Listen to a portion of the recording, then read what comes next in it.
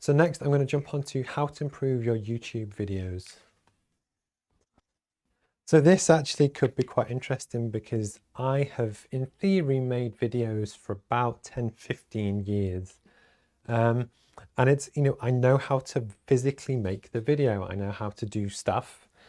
But actually, true story, so I was reached out to a chap on LinkedIn. It might have actually been, it was on LinkedIn, so he could even watch this.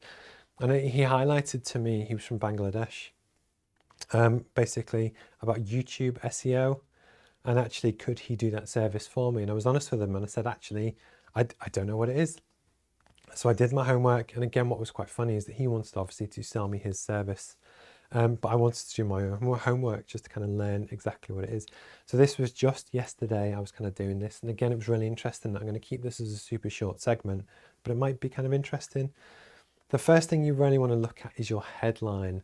You will have noticed that all of my topics that I talk about today are actually questions, because I realized, and this is true, that when people use YouTube as the world's second largest search engine, it's quite rare that they actually type in just a title of a topic.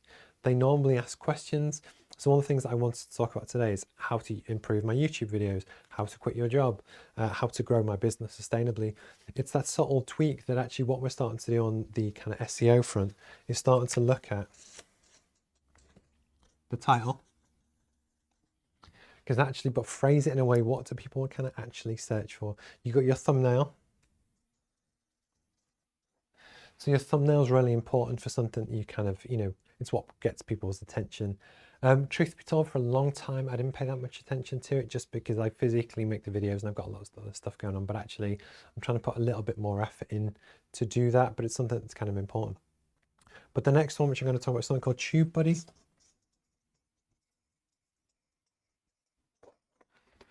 So there are actually lots of tools that you can use to almost find keywords on kind of videos.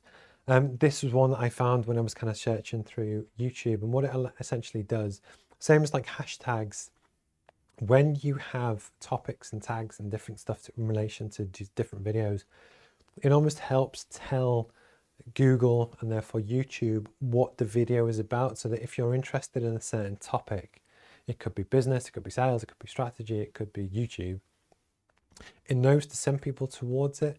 This was something that I had some kind of generic tags built in on YouTube. Every time you upload a video, you can like bulk upload the same stuff so that it kind of does a lot of the work for you. But the truth is I wasn't tailoring it for each video, so I wasn't really kind of doing it.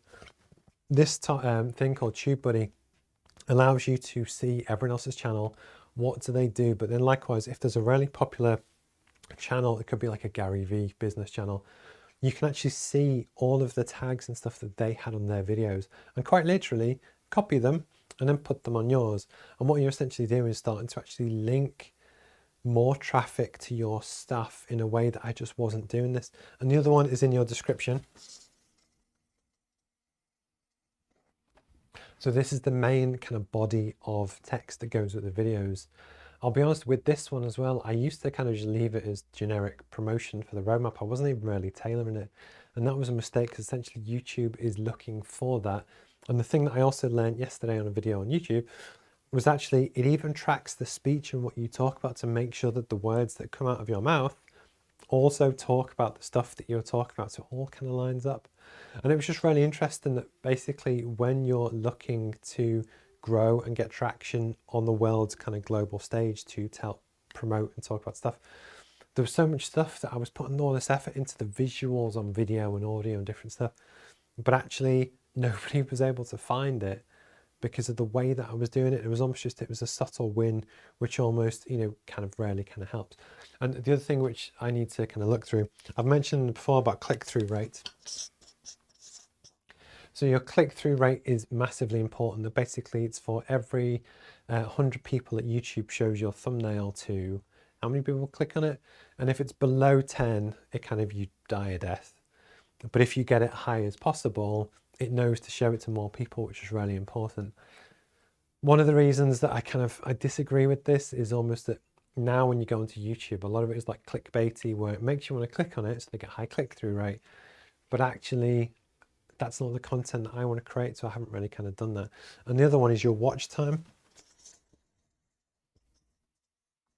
particularly as a percentage, because one of the things that I've also learned, and it's one of the reasons why I'm trying to do quicker segments, is that YouTube does track how much of your video do people actually watch. So that if you do an hour-long podcast and people only watch the first 2 minutes, that's not great. Is where if you make a 2-minute video and people watch 2 minutes, actually it does quite well.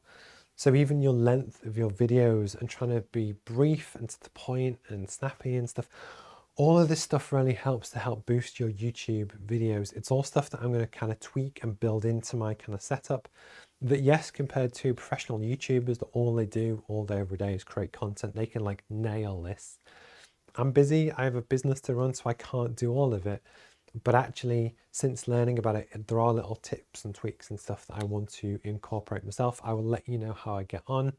Again, if you catch this on YouTube or whichever, please kind of like and subscribe. And again, I'd love to know in the comments if you ever kind of been involved with SEO, or do you have a channel, what things did work for you, that kind of thing. I'd also kind of love to know.